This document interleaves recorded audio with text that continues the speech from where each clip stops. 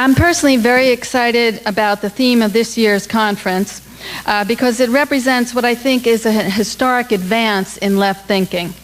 In all the years of the Left Forum, and I've been on the board since the beginning, not to mention the Socialist Scholars Conference before it, plenary speakers have addressed a huge range of left topics from a variety of different points of view. Certainly, the ongoing economic crisis has received a great deal of our attention and must continue to do so. But there have been only two, yes, exactly two, plenary speakers who have focused on environmental issues. Maud Barlow of Water Watch from Canada and Nimo Bassi of Nigeria. Why has it taken us so long? Partly the reasons, I think, are psychological.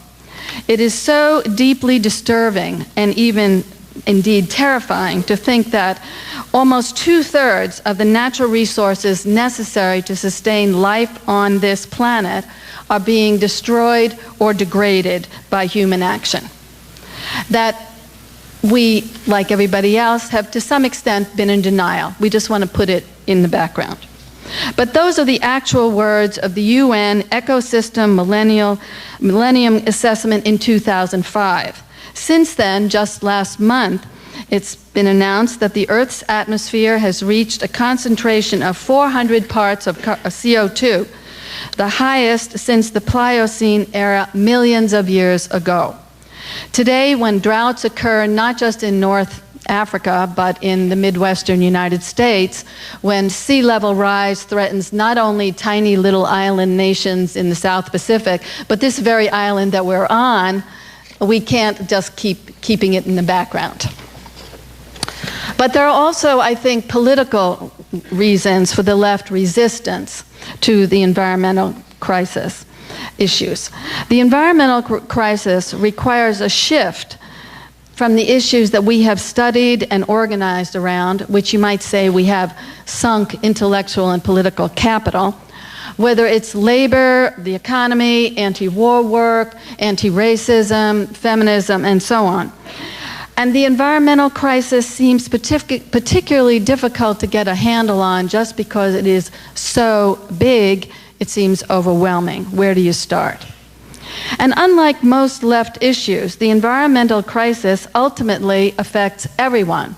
Rich as well as poor need clean air and water.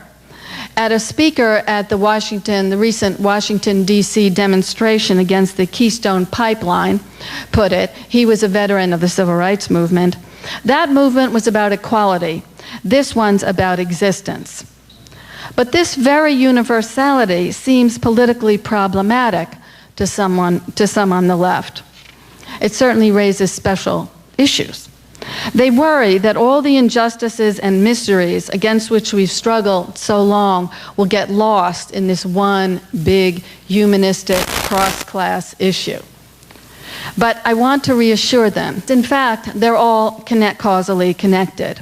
All the injustices, inequalities, and miseries that we have struggled against are exacerbated by the environmental crisis. Though the rich, as well as the poor, need our planet's resources, they have conflicting interests, as they also profit from its depredations. And meanwhile, they can insulate themselves. They can buy only bottled water. They can use biofuels for their SUVs while others starve because of the conversion of land for biofuels, and so on. So it's particularly the poor and working class around the world, people in the least developed countries, people of color, and women who've suffered the most and who have organized. Or consider wars and imperialism, which we've all been involved in struggling against. They've always been largely about resources, but now resources are more scarce. There are more people on the planet and more countries developing, which they should be, but not in the current unsustainable capitalist way. The titles of two important new books sum it up. The Race for What's Left, The Global Scramble for the World's Last Resources, and Devouring Dragon, about the implications for the planet of China's turn to capitalism.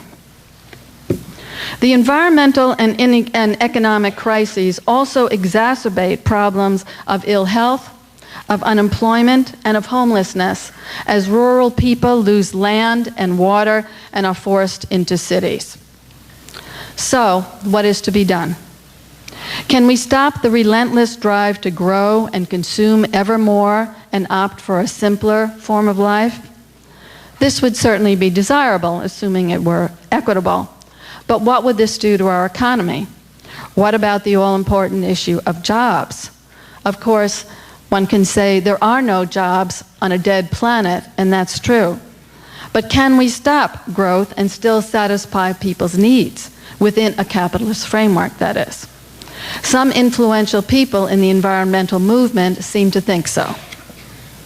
Others think we don't have to limit growth, but that we can transform our economy to a greener form of capitalism with green jobs by instituting taxes on pollutants, promoting green technologies and businesses, what some have called dematerializing production. This too would certainly be desirable, assuming I understand what that means, but how do we do it? And would it be sufficient if we didn't limit growth? Or does the environmental crisis show that we need to move to a radically different form, different mode of production oriented to the satisfaction of needs rather than the maximization of profits? In other words, what people have called socialism. Only such a system would be ecologically sustainable. But if that's correct, then how do we get there? How do we build the unified movement we need of all who suffer under our present system? What's the role of labor, some of which is on board and some, sadly, is not? Of co-ops, of local sustainable economies in the transition to a sustainable economy? And how do we unify all the many environmental struggles? For the good news in all of this bad news is that for every aspect of the environmental crisis, there is a movement in opposition. Global warming, there's the climate justice movement. Food insecurity, which has increased, there's the food sovereignty movement, from our Brooklyn Food Coalition to La Via Campesina of many millions of people. There are struggles worldwide against development and dispossession, both urban and rural. Around the world, there are struggles against dams and against the privatization of water. Against the endless energy demands of our current system, there are movements to reduce our dependence on fossil fuels, on oil, against hydrofracking, tar sands, coal and mountaintop removal, nuclear energy, Keystone Pipeline, and so on. So there's no need to worry, as some on the left do, that if we really face up to the catastrophic consequences of our current mode of life, that people will be so depressed they will be demobilized.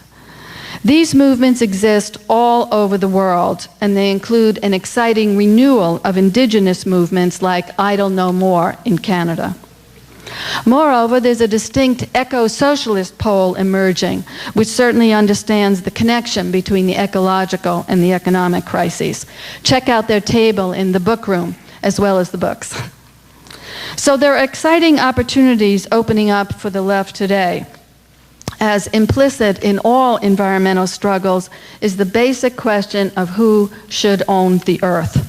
Should it be individuals? Should it be corporations? Should it be all of us?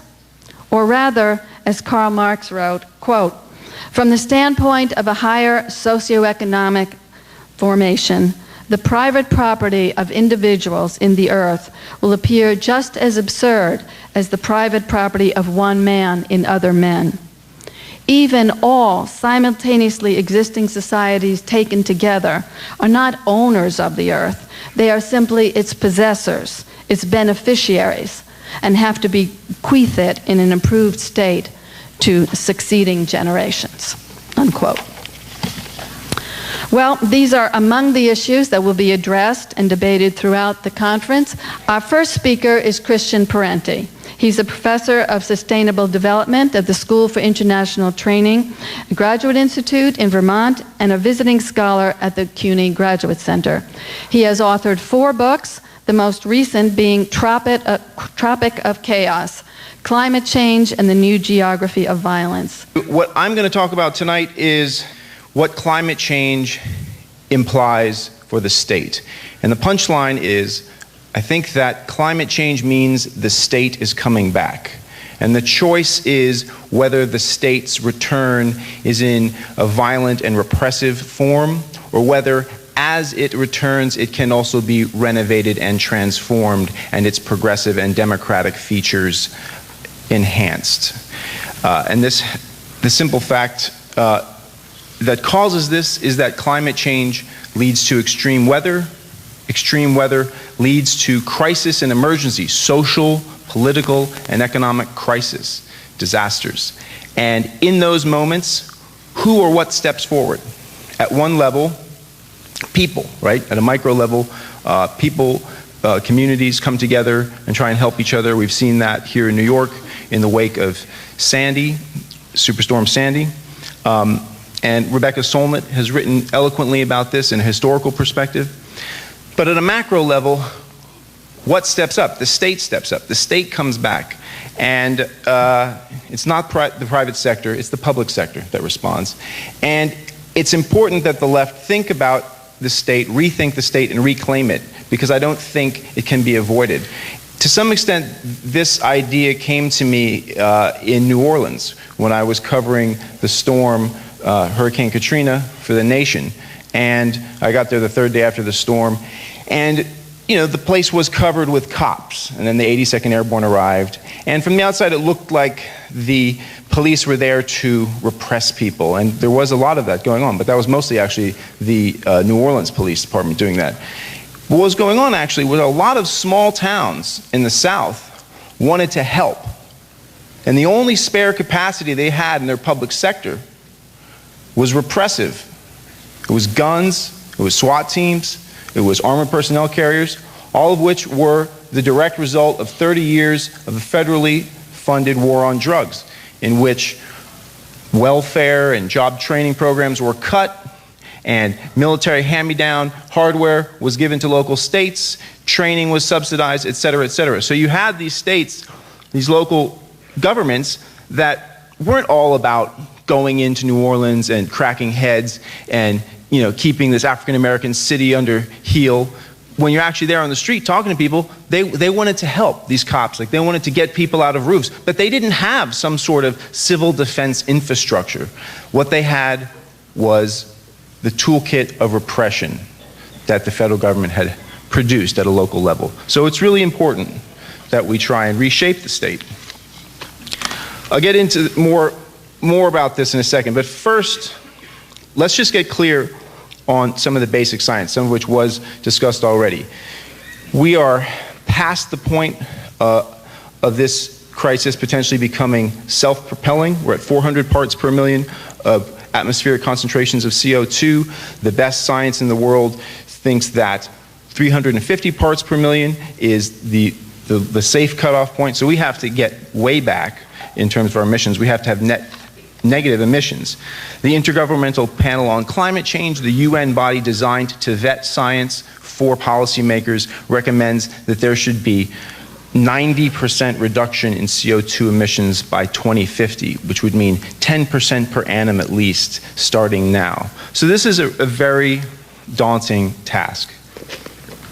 And the risk in all this is that if we don't cut emissions, which is to say mitigate the problem, adaptation, dealing with what's coming down the pike, might become impossible. And that at a certain point, the breakdown of natural systems can become self-propelling. So if the planet gets warm enough and the permafrost melts and the methane that is trapped beneath the Arctic permafrost comes out, that would accelerate global warming. Methane is a heat-trapping gas 20 times more powerful than CO2.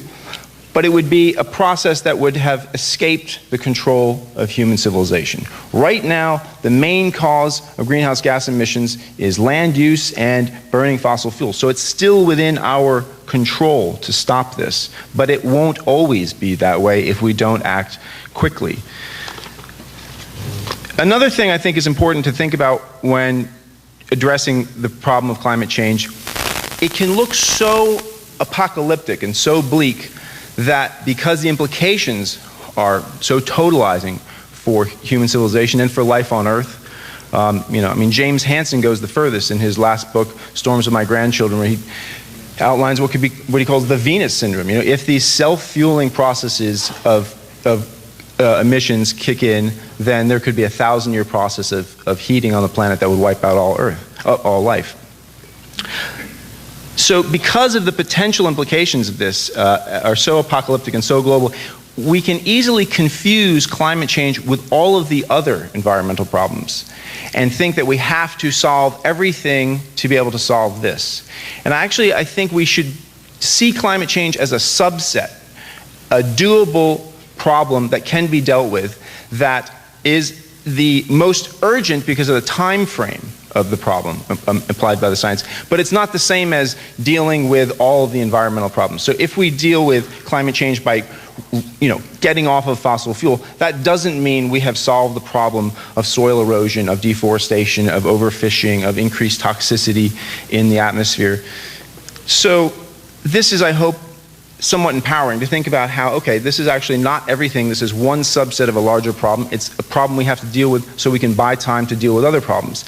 And the fact of the matter is human civilizations have been able to do that, and even capitalism has been able to do that, and even American capitalism has been able to deal with environmental crises and mitigate them at a local, regional level, not perfectly, but to some extent. So back to this question of the state. So the state either comes back, as I saw it in New Orleans, as repression, or it comes back as some sort of progressive, democratic, transformed institution. And I think that it's important to understand when discussing the state, because it's something I think it's really kind of fallen out of fashion to discuss the state, write about the state, think about the state on the US left. And I think that's a really, really big problem. The other side hasn't. They still take the state very seriously and invest heavily in controlling it. But neoliberalism, in all its rhetoric, anti-statist rhetoric, has, it seems to me, been able to almost disappear the state as a category of left thought. So I would like to suggest to you that actually the state is fundamental to capitalist development, and that the way it's fundamental is partly in that it manages nature for capitalism. And these are ideas that are coming from this book that I'm currently working on.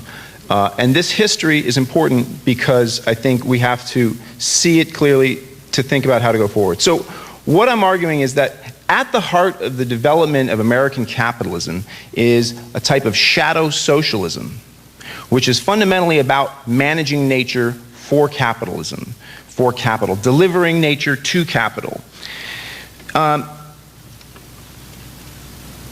And you can see this if you connect a few explicitly connect a few implicitly linked ideas. First, here's a little theoretical digression here. First, accept that the capitalist state, by definition, whatever else, must reproduce the conditions of accumulation. Second, acknowledge the importance of non-human nature's use values in the accumulation process.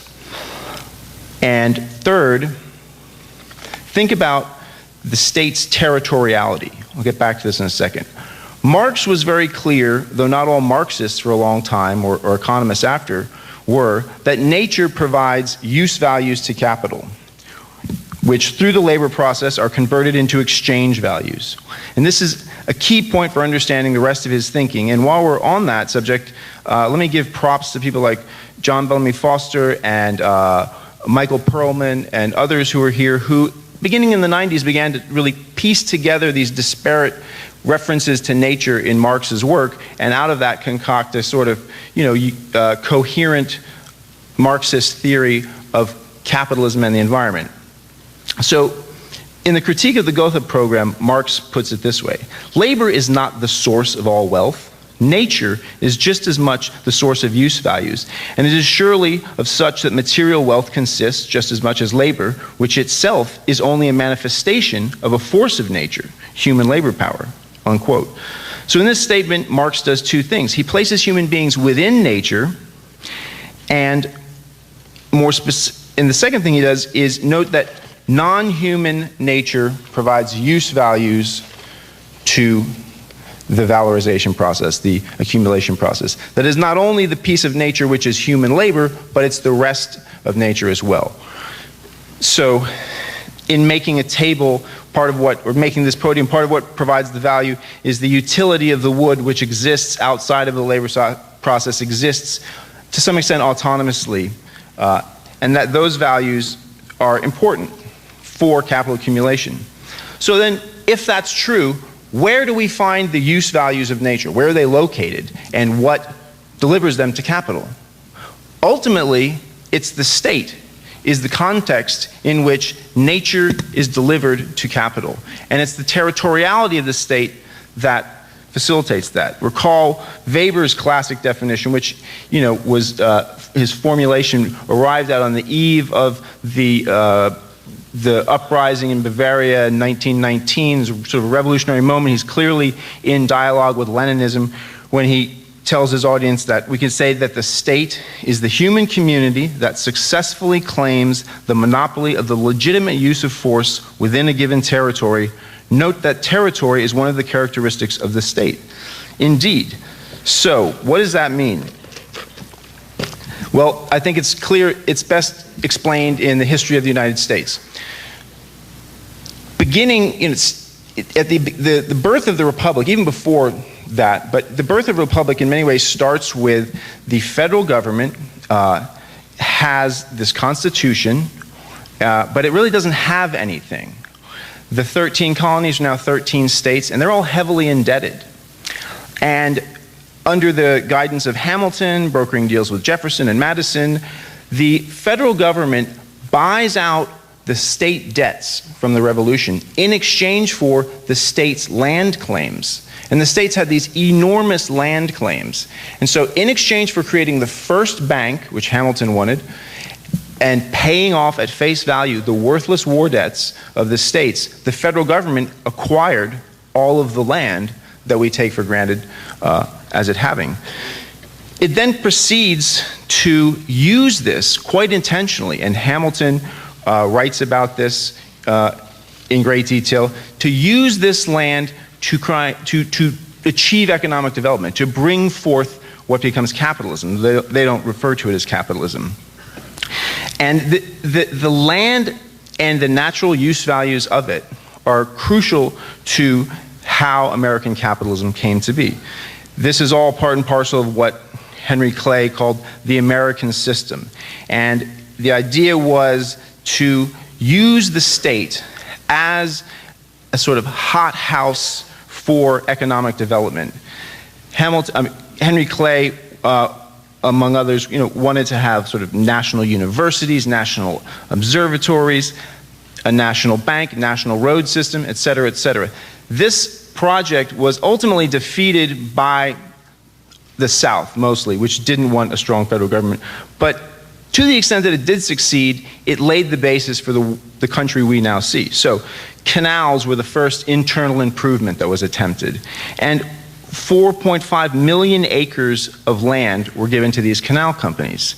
Whole fortunes and regions were born out of that. Canals were quickly pushed aside in the 1830s by railroads. 174 million acres of land, public land, were given to the railroads by the federal government. Another 49 million acres were given by states. This is, the federal grants alone are the area of California twice. They were full of resources like forests, waterways, minerals, which these railroad companies sold off and got enormously rich on. And the effect, the businesses born out of that moment are with us today and continue to this day. So on and on. So these are like aspects of this shadow socialism. Land grant colleges. How is it that the United States got such an amazing public university system? It was, again, this grant of land to colleges is the basis for the development of the university system. And it was against this land that the universities or the railroad companies could then borrow. But the land granted by the state, which guarantees the property rights to that land, is the key element in all this. This goes beyond the question of nature, this issue of the shadow socialism to so many other aspects of life. The press, the vibrant press that this country had in the 19th century. Why did that happen? Because the federal government subsidized it. It bought ads at very high rates. It allowed small papers to ship through the mails at very low prices. And that is what helped build that heyday of American journalism. Moving forward into industrial technology, you can pick pretty much any industrial technology and there's this history of shadow socialism there. Aviation got its start because the government bought up all patents and allowed anyone to use the information. When the first airlines began, the federal government paid them large amounts of money, more than was necessary, to move the mails. Once they could fly sufficiently, making money on moving the mails, then they could take on passengers. War, of course, is the ugly side of this. War becomes an industrial laboratory where the state frequently would step in and reorganize whole industries. World War I, the federal government stepped in and reorganized completely the national rail system. Aviation, medicine, all of those aspects of technology get a great boost forward in war as well. It would be nice to do that without having to go to war.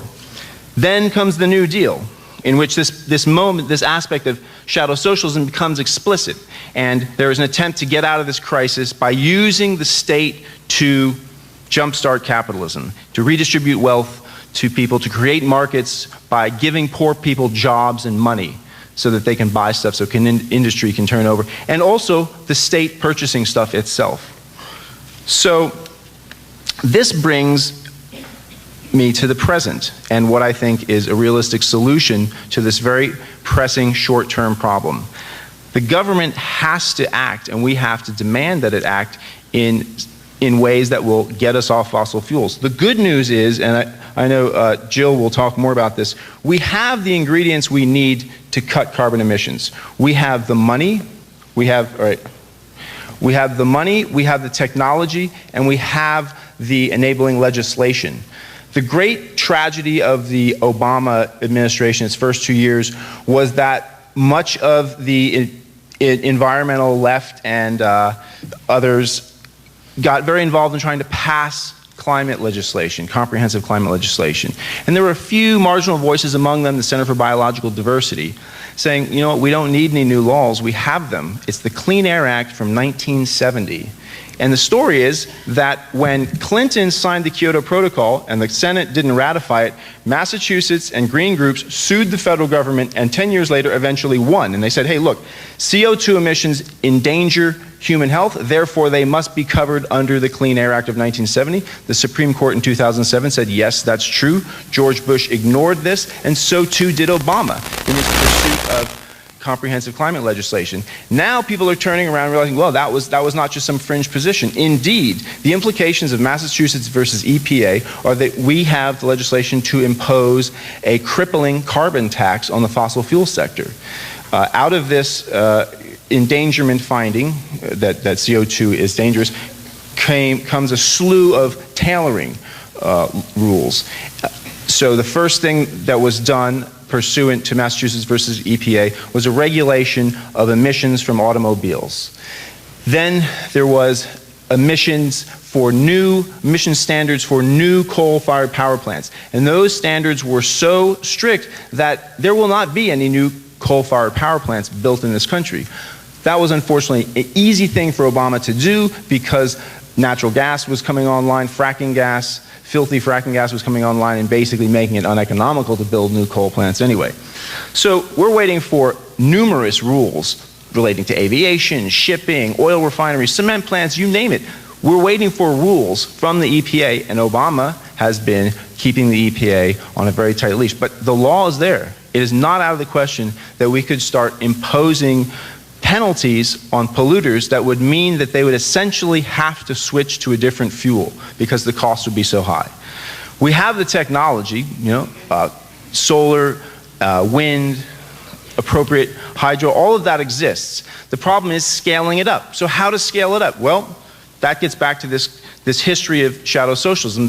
One of the key things the government has done for capitalism is not direct subsidies with production, but providing markets, consuming the products. So the federal government and the state governments combined constitute more than 35% of GDP. This is a talking point that the right makes great hay of, but the left, I don't think, does enough with. The right sees this as a problem. This is potentially a huge solution. In other words, the 1/3 of the economy is theoretically accountable to the people, that we could get the federal government to get off fossil fuels. This is not out of the question. The federal government has huge vehicle fleets, has huge building fleets. All of this could be moved towards using clean forms of energy, et cetera, et cetera. And in fact, there was an executive order issued by Obama moving in that direction, but then nothing came of it because there was such pushback from the right. So if the post office were to switch to electric vehicles, that would have the effect of helping to lower the cost of electric vehicles in general so that the private sector could take this on. And there's numerous other examples like that I could go through, and I have in other places since the end of my book. But since I'm out of time, I'll just leave you with that and one apology or explanation, which is, I know this doesn't sound particularly revolutionary or radical, but what I'm trying to do is be very, very realistic. Because I don't think it's okay or sufficient to be outraged about this and invoke the righteousness of our cause. We have to come up with credible solutions and stories that will really work, and we have to have strategies that work at different time frames. So, okay, what I've suggested here is not the solution to all problems associated with capitalism. It's not even the solution to the environmental crisis. It's just a realistic solution or approach to dealing with climate change so as to buy time, so as to pull back from the brink, so that we can continue struggling. And if we don't take things that seriously and get comfortable with the contradictions implied in that, I think we will not be able to address this. But, you know, we do have the means to do it economically, technologically, and it's thus just a matter of politics. And that, as you all know, is about movements. Movements that have to be strong and demand a lot and cause disruptions for business as usual that can only be placated by serious economic and policy change. So, on that note, our second speaker is Dr. Jill Stein, the 2012 Green Party presidential candidate. A graduate and former instructor at Harvard Medical School, Stein is also a physician and a pioneering environmental health advocate. She currently serves as president of the Green Shadow Cabinet, a group that debunks current federal policies and raises the bar for economic and ecological transformation. And having started out as a clinical doctor, doing sort of the routine medicine for grown-ups, basically, I discovered I was not comfortable giving people pills and pushing them back out to the things that are making us sick. Everything from pollution to poverty to a sick food system and a dirty, polluting, car-centered, passive transportation system and so on. But what I discovered when I moved into the world of environmental health, and I discovered that there was really no way to improve our health and the environment unless we were also transforming the economy. The two are just too connected. And what I learned there as a physician and an advocate was that you can't really change the economy unless you challenge power. So when people ask me now what kind of medicine I'm practicing, I say political medicine, because it's the mother of all illnesses, and we've got to fix this one. In order to fix all the other things that are literally killing us. You know, personally, I'm convinced that this is actually within our reach. Basically, using the strength of our numbers as the 99% and the strength of our agenda as an agenda that really is supported by the majority of Americans and poll after poll, that has enormous power. So I'm basically here to encourage us to use the power that we already have to achieve the transformation we deserve that our survival actually does depend on. So first, I want to make 3 points. And first, I want to sort of point out the obvious, that we are in this incredible historic moment where democracy and justice are basically breaking out all around us. And that really does, I think, just create a whole different landscape for what we can now achieve. So, you know, we're seeing the democracy revolutions in the Middle East that just took a great leap forward this week actually, with the incredible uprisings now in Turkey and the incredible courage of the people out in the street. 2,000. It's just amazing to see the footage of what's going on there. You know, the police have been so incredibly brutal. 2,000 people have been injured, but they are just going strong. People are absolutely undeterred. It's very exciting. So there's that going on throughout the Middle East. The Occupy and the austerity uprisings, these are, you know, really big, enormous movements. And then we have many smaller movements as well, which are basically everywhere you look. From the tar sands blockade to the teacher and student protests, from Puerto Rico to Cooper Union.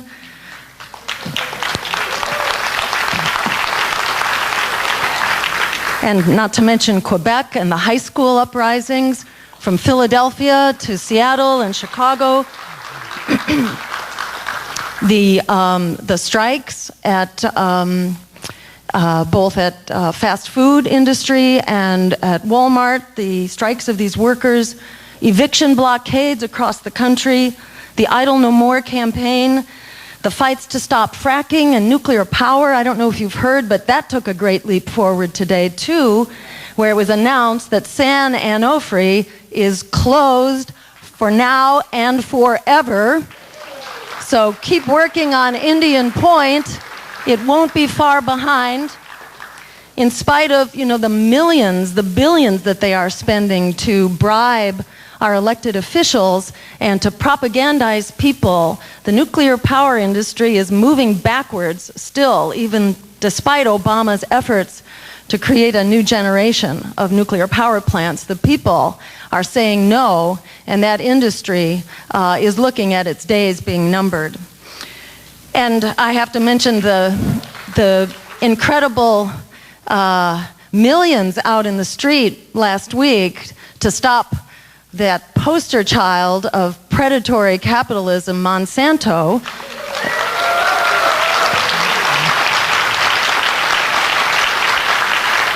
And, you know, that was an incredible demonstration that did involve literally millions of people. It just self-organized on Facebook.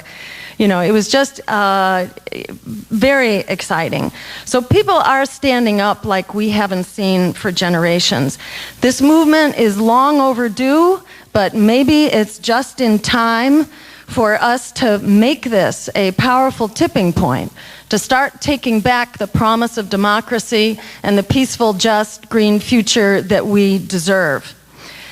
The more united we are, obviously, behind a unified front, the more powerful we will be in working for a broad agenda of economic and ecologic transformation. And the quicker we'll get there.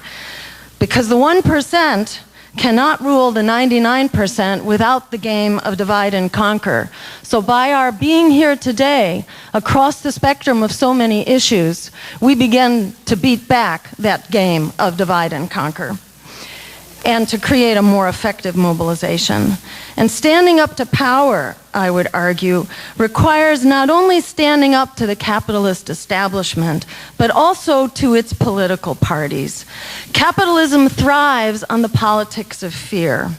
But the reality is the politics of fear has actually brought us everything that we were afraid of. All those reasons we were supposed to just hold our noses and get along go along to get along.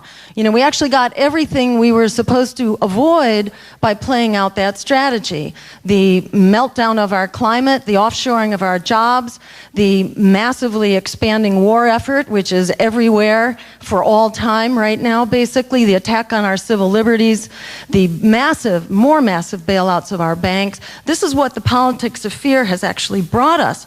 So it's really important, I think, to replace the politics of fear with the politics of courage in the street and in the voting booth. We have to lead the way for what we deserve, because they're not going to. We've got to do it.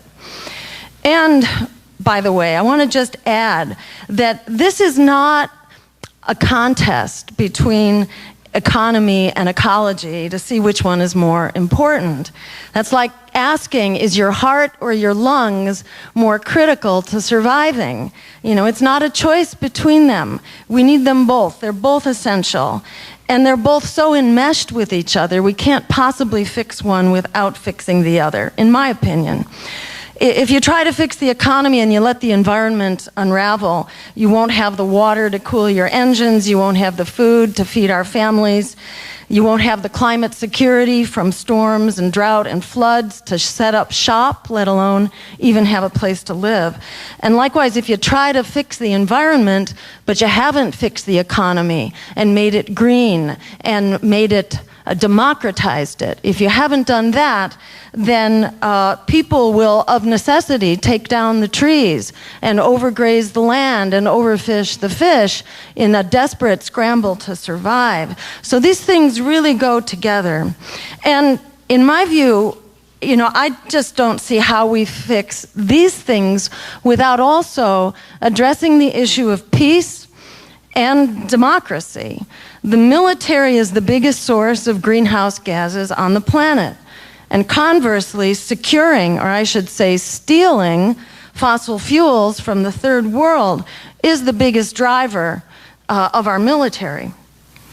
So piecemeal solutions, in my view, don't do it, although they can get us going. They can get things started. But ultimately, we really do need a holistic vision and holistic solutions. And we can do that because the solutions are not only compatible, they're profoundly synergistic and interdependent. So my second point is that this transformation is not only possible, it's essential. And in fact, as Maggie Thatcher used to say, but for different reasons, there is no alternative.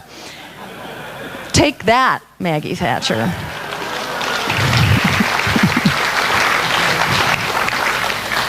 The climate science right now makes that really clear. So that there is no alternative. We really have to take this thing by the horns, but in doing that, we can actually resuscitate our economy, which is going down the tubes if we let it continue as it is. So this is actually a good thing, and the climate science compels us to get moving with emergency action right now, both for the climate and for the economy. And a simple way to understand climate science is basically just this, that warming creates more warming. There are these physical points called tipping points that Christian was referring to.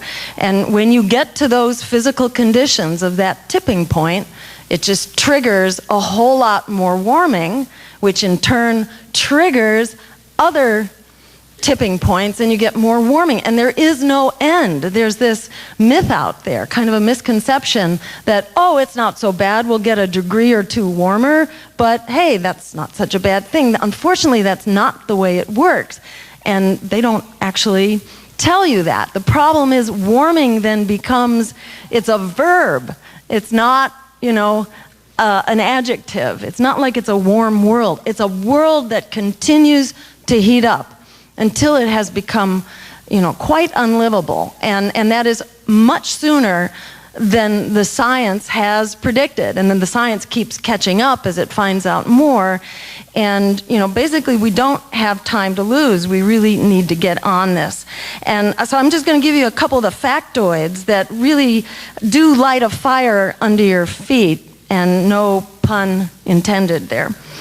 So right now, it's estimated that almost 500,000 people a year are dying from climate change, mostly in the third world, but it is coming home to roost as well. And that includes 1,000 children a day.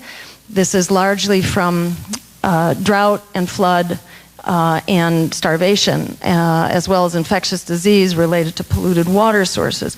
So these are linked to climate change, and there's a humongous impact on the global economy, over $1 trillion a year, and these costs are growing. Just recently we had the warmest decade on record, the decade just passed, and what kind of brings that home is that if you look at all the warming that's taken place since the start of the industrial era, like in the late 1800s, it's only 1.5 degrees Fahrenheit. But here's the kind of nerve-wracking thing. Almost all of that has happened in just like the last 2 to 3 decades. So this is really accelerating. It's not just in your mind that you're seeing this take off. It really is taking off. And the last 2 years have broken all records for extreme weather. We now have established mega drought. That's a whole new term for it. Have people heard of this? Is that familiar to you at all? Mega drought. That's what they're calling the condition now in the South and in the West. You know, it means we got a really bad drought, and there is no off date for this. It's said to be with us for the long haul now. That's why, for example, we're now having these wildfires in California. We just had the second big wildfire that's near Los Angeles, has actually threatened lots of homes. I think it was over 1,000 homes that had to be evacuated around LA with the last wildfire just a month ago. And these are the kind of fires you used to see at the end of a long, hot, dry summer. Now we're seeing them, you know, right at the beginning of the spring.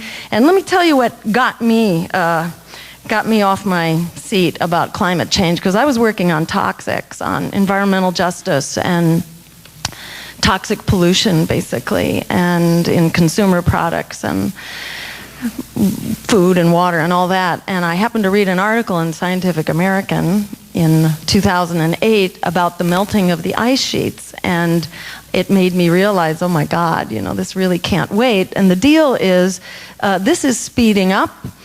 In the last 10 to 15 years, fivefold, 500% increase in the melting of Greenland. And so, you know, you hear about now these earthquakes and so on going on in Greenland because there's so much water that's been pouring off of the bedrock there that it's causing earthquakes. And the bottom line is, we used to think, oh, don't worry, it takes thousands of years to melt a big glacier. Well, Jim Hansen, you know, the sort of guru of climate science here in the US, he's doing a paper about this right now. We'll hear the results later this summer, but what he said was, you know, that unfortunately doesn't apply to our situation now. That was like during the really gradual warming that we've had on and off over the past couple million years with these ice ages that came and went. It took thousands of years to melt the likes of Greenland, but we are not in that state right now. We've had massive output of CO2, and the levels have gone up really quickly. So he's saying now, don't think 1,000 years, think decades. Now, what would it mean if Greenland were to break up and melt? It's not a foot or 6 feet or 10 feet, it's 24 feet of sea level that would rise basically, you know, over the course of perhaps a decade or two. Nobody knows when this might possibly occur, but at any rate, it sort of got me out of my chair, you know, to start really thinking about and talking about climate and looking for how we can fix this in a way that can also fix the other things that are also critical and urgent problems. I want to say one other thing, and that is about heat waves, because that too is something we don't talk very much about, but this is very real. When we have a heat wave right now, it might go up to 105 degrees. But with the warming we're looking at, maybe as soon as 2050, They're talking not about 105 degrees, but about 117 or 120 degrees. That will be your routine heat wave. And, you know, it's not only people that can't survive that. Say, just pretend you had an air conditioner you could rely on. There's a whole lot of livestock out there that a whole lot of people need to feed us. So, you know, we don't even want to go there. I mean, here's another place we don't want to go. If Greenland were to melt, it's not just Greenland, because the stuff that is melting Greenland is also melting the Antarctic, which holds way more water than Greenland. And that's another 190 feet of sea level in the Antarctic.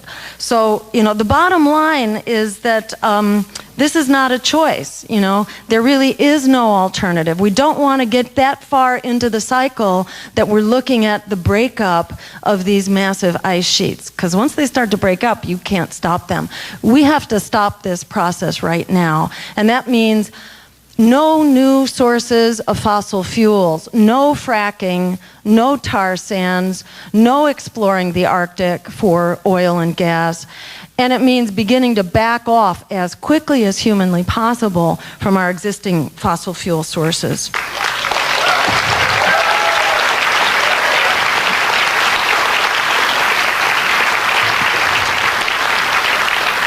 We hear a lot about all of the above. Did you hear about that during the campaign and during the State of the Union address and the inaugural address? It's all of the above. You know, don't worry. We're going to build as many pipelines as we can. I love pipelines. Remember that? But don't worry, because we're also going to have some renewable energy. But you know what? Nature doesn't look at it that way. Fossil fuels are toxic to the climate. It's like saying for your kid, I'm going to give my child a diet of pesticides and arsenic and lead, but don't worry, it's okay, because I'm also giving them spinach and blueberries and, you know, healthy lentils or something. You know, it doesn't work that way. You can't poison your kid and you can't poison the climate. So that's what we're going to do. And fortunately, we can do that at the same time that we solve a whole host of other economic ills. It does require systemic transformational change and on an emergency basis, but it's not rocket science. This is, you know, the components of this blueprint are all over the place, and they're actually being used. This is not new stuff. This isn't experimental. This is just doing what's already available to us to do.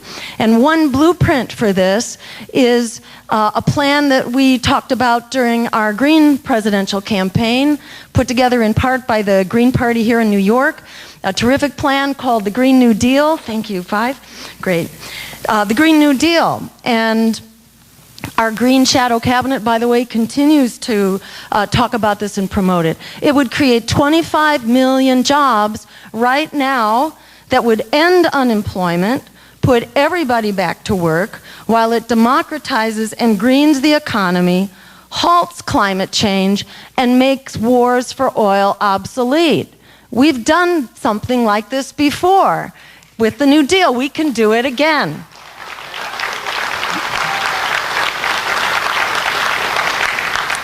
We don't really have a climate crisis so much as a democracy crisis.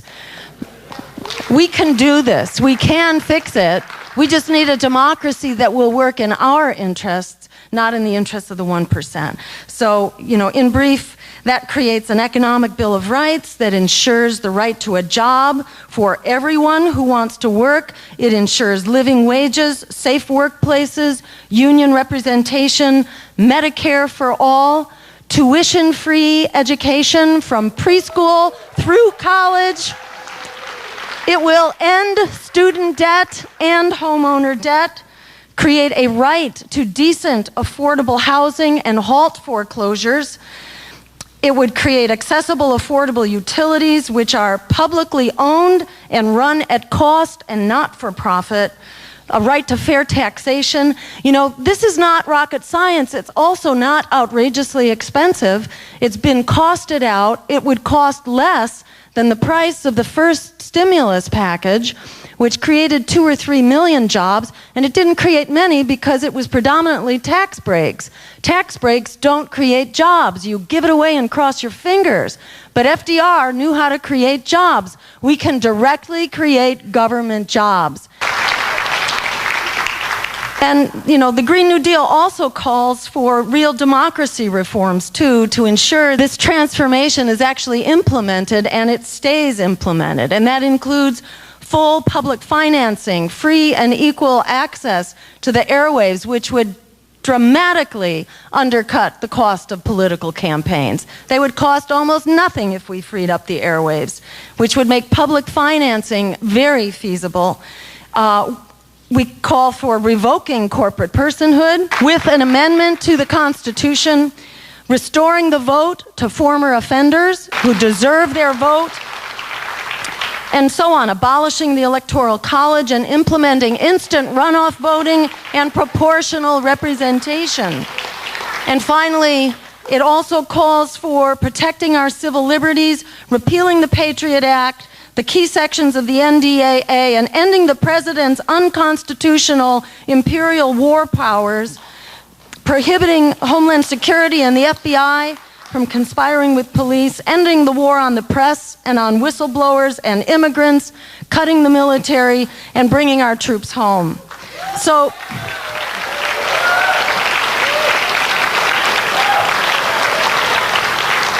one out of every 2 Americans is either in poverty or low income. 1 out of 3 African American young men are in prison, on parole, or probation. 37 million students and recent graduates are effectively indentured servants with student debt.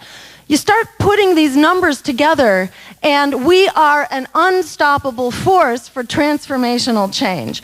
So, you know, I just want to say, if there's a catastrophe in the making, it's not really the climate. The real catastrophe is the myth of powerlessness that restrains us from fixing these eminently fixable crises in our climate and our economy. In fact, we are powerful. To paraphrase Alice Walker, the biggest way people give up power is by not knowing we have it to start with. But we do have it. And we actually have the support, the solutions, and the values that are shared by the majority of people in this country and around the world. We have the power. We just have to stand up and assert it in the street and in the voting booth and get organized to do it. So we are facing the breaking point for people, the planet, the economy, and our democracy. It's our job. It's our privilege, it's our duty, however you want to look at it. Maybe it's just our destiny to turn this breaking point that we face into the tipping point that we need to take back our democracy, the promise of our democracy, and the peaceful, just, green future we deserve. And we can do that by mobilizing for economic and ecologic transformation and settling for nothing less. We can go a long way to jumpstart that process right here, right now, this weekend. Thank you all for being here and all you've done to make this possible. Thank you so much.